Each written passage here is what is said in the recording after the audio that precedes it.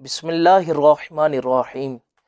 मोहतरम नाजरीन, जिस तरह के आपको पता है माह शाबानुल मुबारक का बबरकत महीना चल रहा है और इंशाअल्लाहुल अज़ीज़ अल्लाह ने चाहा तो कल हमारी ज़िंदगी में एक मुबारक रात, जिसे हमारे उर्फ़ में शब बरात की रात कहा जाता है, वो हमारी ज़िंदगी में आएगी और अल्लाह की रहमत, अल्लाह के ख़ास अनवार व तजल्लियात का नुज़ूल उस रात में होता है। जैसे ही वो रात करीब आती है, मुख्तलिफ़ तरह के लोग मुख्तलिफ़ तरह के काम सरअंजाम देने शुरू कर देते हैं। तीन तरह के ग्रोह हमने अपने माशरे में देखे हैं।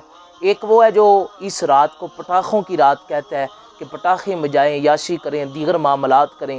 हालांकि सराहतन आतिशबाज़ी के बारे में फतवा मौजूद है कि ये हराम है और असराफ में शुमार होता है आतिशबाज़ी करने को। और दूसरे वो लोग हैं जो इस रात का सिरे से वजूद ही नहीं मानते। वो कहते हैं इस रात का वजूद ही कोई नहीं, माज़अल्लाह इस रात को मन गढ़त कहते हैं, इसमें इबादत करने को बिदत कहते हैं।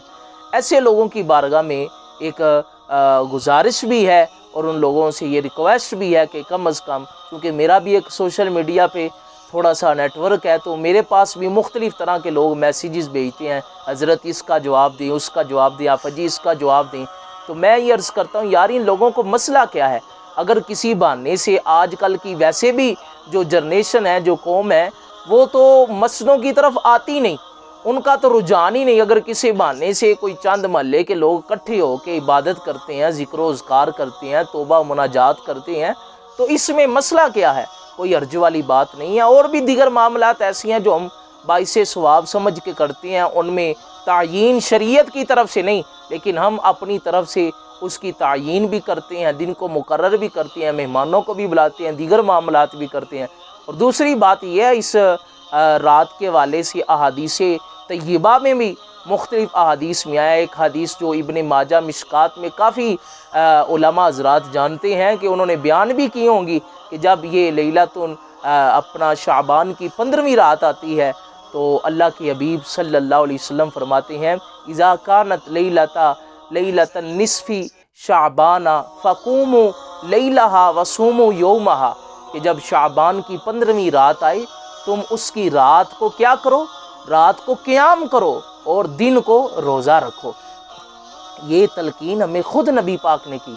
और दूसरी बात यह है, दीगर रातों में इस रात में फ़र्क ये है, दीगर रातों में अल्लाह की जो रहमत होती है ना, वो ख़ास रात के पिछले पहर नाजिल होती है, लेकिन इस रात में अल्लाह अकबर, अल्लाह की जो ख़ास रहमत का नुज़ूल होता है, वो जब रात का आगाज़ होता है, इस्लामी रात का मगरिब के फ़ौरन बाद, तो अल्लाह के अनवार व तजल्लियात का नुज़ूल होना शुरू हो जाता है। तो इसलिए नफल पढ़ना, ज़िक्र-ओ-ज़कार करना, ये सारे काम बाइसे सवाब है।